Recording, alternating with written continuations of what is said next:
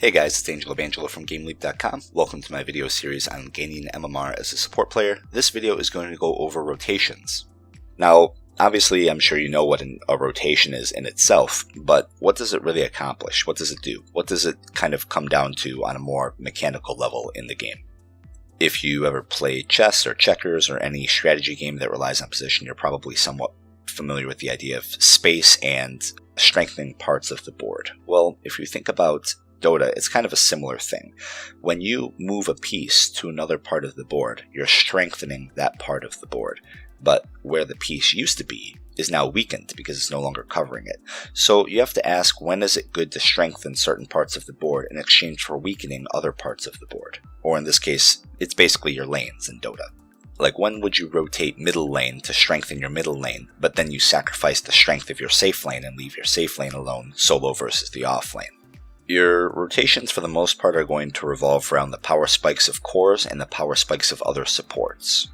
The first hero that we'll look at when comparing power spikes is Lion. What's the difference between a level 1 Lion with Earth Spike or Hex and a level 2 Lion with Earth Spike and Hex? The difference is substantial. It's really astronomical. He becomes a completely different hero at level 2. Now let's compare that to a Earthshaker, for example. The difference between a level 1 Earthshaker and a level 2 Earthshaker is really not a huge difference. Even at level 3, 4, and 5, Earthshaker is pretty much the exact same hero. It's not even until 6 that you see any sort of difference in how the hero plays. So how does all of this tie into rotating? Well, like I said, a Lion gets a power spike at level 2, so he's going to probably want to gank at that time. A Lion doesn't really want to get level 3 or 4. It's not really a huge difference, but per minute spent in the game at level 2, Lion is just about as strong as he can get per minute spent in the game at that point. So it's a good chance for him to rotate and maybe get a pick-off on your mid. Now, if you are a defensive support, like let's say Earthshaker, this is a good time for you to weaken your safe lane and strengthen your middle lane with a rotation. Earthshaker being a defensive support because he's very good at level 1, just like an Abaddon, who is pretty much the exact same hero at level 1 and level 25, because all he's used for is using a shield to take off things like Batrider Lasso. This is a great opportunity for you to stop a snowball from going. Even if the Lion's level 5 and the Earthshaker is level 1. Again, Earthshaker level 1 versus level 5 is not a huge difference. You stun, you wall, and you stop the gank from being successful. That's it.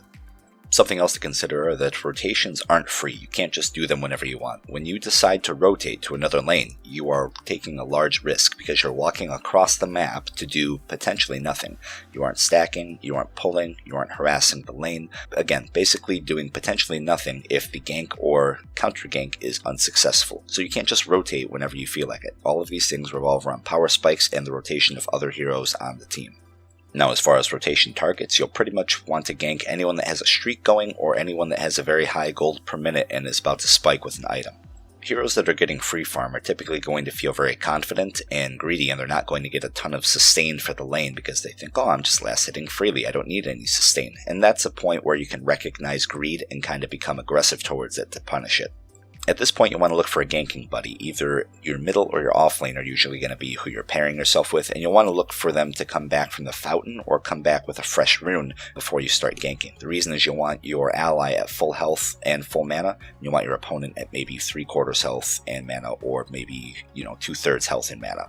Again, usually this is a pretty greedy play on their part, because if someone rotated and it's full health, full mana with a support versus 2/3 health and 2/3 mana, obviously you should be able to win that fight. And on that subject, another tip that I can offer is that spreading your ganks out evenly throughout the map is going to be much more effective than picking on the exact same hero and killing him or her over and over and over. And that's about to do it for the video on rotations. I hope you guys enjoyed it. If you have any comments, constructive criticism, or suggestions, please drop them in the box below, and I will see you guys for the next video, which will be itemization for a support player.